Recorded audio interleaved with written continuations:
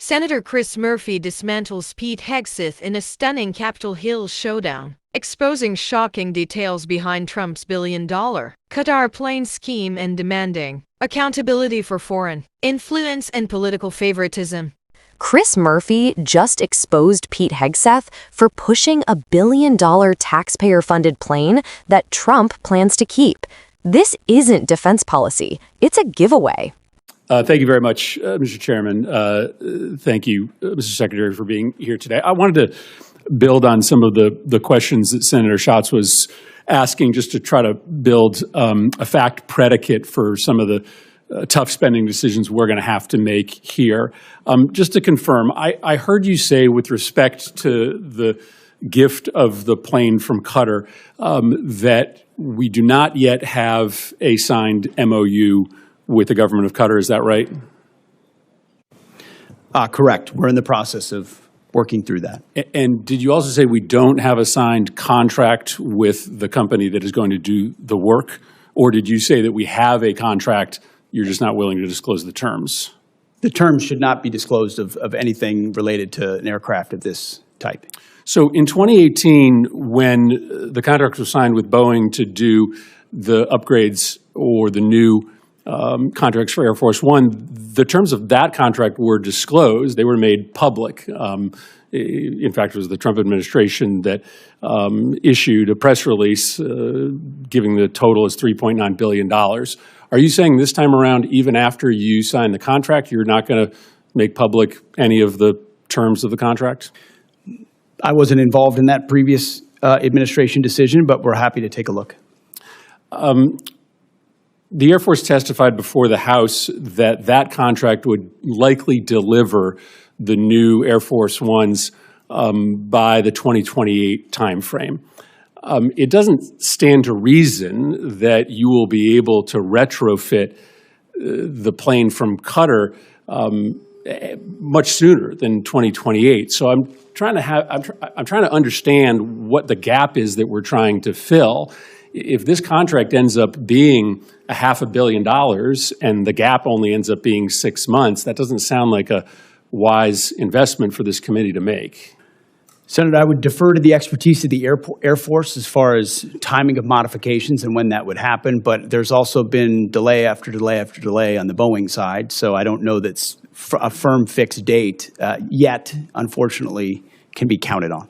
So obviously the underlying question here is what is going to happen to the plane at the end of Trump's presidency. The president said on May 12th that this plane would be transferred to his presidential library at the end of his term. Is that your understanding of what is going to happen to this plane? The president said that. That's my understanding, although I would look at what comes out in the MOU. But why would we ask the American taxpayer to spend upwards of $1 billion on a plane that would then only be used for a handful of months and then transferred directly to the president? That doesn't sound like a wise use of taxpayer dollars. A lot of the capabilities, as you know, Senator, of that particular platform are and should remain classified. So there are reasons why you might modify, even for a short period of time, an aircraft to ensure the safety and security of the President of the United States. But when do you believe that those upgrades would be made? How long would the president have it before it got transferred to his personal possession? That would be a determination of the Air Force that would take hold of it and make those modifications within whatever time window they believe gets it to the place where it need to be. Yeah, I think this is extraordinary, Mr. Chairman. We're talking about a pretty massive investment of appropriations dollars into a plane that the Secretary is saying is currently planned to be transferred personally to the President. There's a lot of other pending needs that we need to fund. This would seem to be low on the list. Mr. Secretary, one final question. Obviously, you know that there is a concern in the public about a double standard that is applied to protest, sometimes protest that turns violent.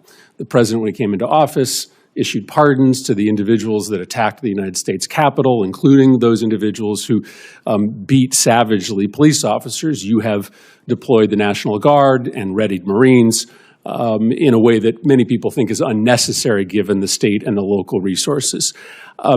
So maybe let me ask the question this way so that you can assuage people's concerns that there is a double standard. The National Guard was deployed here on January 6th, and that was a decision made by the Department of Defense. Do you support that decision? Do you believe that that was the right decision to deploy the National Guard to defend the Capitol on January 6th? All I know is it's the right decision to be deploying the National Guard in Los Angeles to defend ICE agents who deserve to be defended in the execution of their jobs. But I think it's important to know whether you think it was also important to have the National Guard defending the United States Capitol when there were violent protesters here on the president's behalf, to make sure that folks know that you care about protest, whether it's against the president or on behalf of the president. Senator, I was in the Washington, D.C. National Guard when that happened and was initially ordered to go guard the inauguration of Joe Biden. But because of the politicization of the Biden administration, my orders were revoked. And ultimately, because of the politics that were being played inside the Defense Department by the previous administration. But do you support the decision made on January 6th to send the National Guard here to defend I the support Capitol? the decision that President Trump made and requesting the National Guard that was denied. So you do not. President Trump you do not support the decision. Support you do not for the National Guard decision in to send the advance National and was Guard here denied. to defend the Capitol. I think that speaks to the worry that many Americans have that there is a double standard, that you are not willing to defend against attacks made on our democracy by supporters of the president, but you are willing to deploy the National Guard to protect against protesters who are criticizing the president.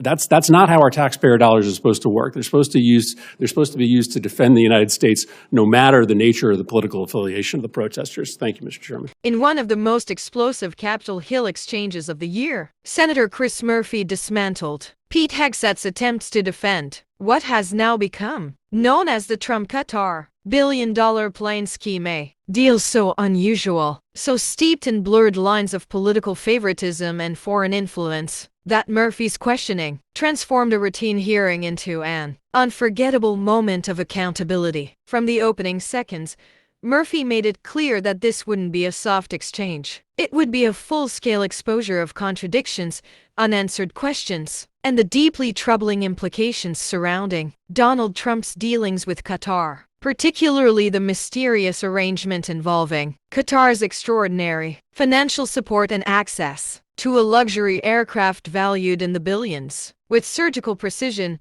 Murphy began by asking what should have been simple, straightforward questions about timelines, about meetings, about the nature of the financial relationship between Trump world and one of the wealthiest nations on earth. But nearly every answer Hegseth offered either avoided the specifics, contradicted earlier statements, or simply didn't add up. That pattern, Murphy argued, is exactly why the American people deserve clarity. Because when foreign governments are writing enormous checks, funding lavish assets, or facilitating high-value resources connected to a former president, the stakes aren't just political, they're national security concerns. Murphy zeroed in on the luxury plane at the center of the controversy, the aircraft that has sparked international headlines and congressional outrage. He pressed Hegseth on whether Trump's inner circle coordinated with Qatari officials to secure financial arrangements that would effectively provide Trump with access to a flying palace, one that could serve as a mobile political headquarters for 2024, a diplomatic playground, or even an off-the-books venue for meetings traditional oversight structures would never see. Hegseth tried repeatedly to minimize,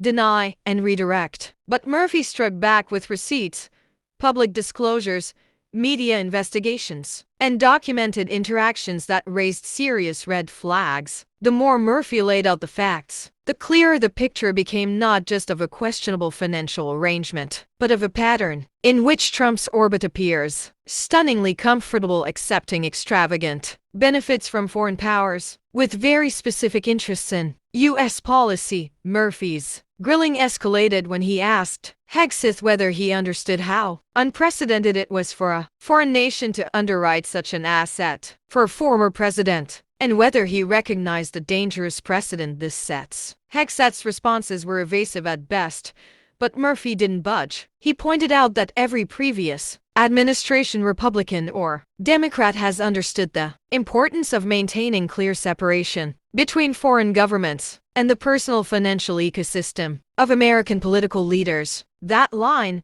Murphy said, exists to protect the country, not the politician. One of the most damning moments came when Murphy highlighted the timing. Qatar's involvement in Trump's plane coincided with several high-stakes foreign policy discussions, business entanglements, and global negotiations that could have materially benefited Qatar. Whether or not the arrangement influenced Trump's decision-making isn't even the only issue. Murphy argued that the appearance of influence alone is enough to damage public trust and undermine U.S. credibility abroad. As Hegseth grew visibly frustrated, Murphy delivered the knockout line that defined the entire hearing. This isn't about politics. This is about whether a foreign government bought access, bought influence, or bought favor from a former president of the United States. The chamber went silent as Murphy underscored the core problem. When a foreign nation drops billions into something as exclusive and luxurious as a custom aviation asset for a political figure, it blurs the boundary between diplomacy and personal benefit in a way that is profoundly dangerous. Murphy ended the exchange by calling for transparency, accountability, and a full inquiry into all communications between Trump's team and Qatar regarding the aircraft. He stressed that the American people deserve to know whether foreign governments have direct channels to influence U.S. leadership through financial privilege in a political environment already defined by distrust, secrecy, and accusations of foreign interference. Murphy's takedown of Hegseth became more than just a heated hearing. It became a defining moment in the ongoing struggle to protect American democracy from foreign entanglements and unchecked political power. And as this story continues to unfold, one thing is clear: the questions Murphy asked won't be going away, and neither will the demand for answers.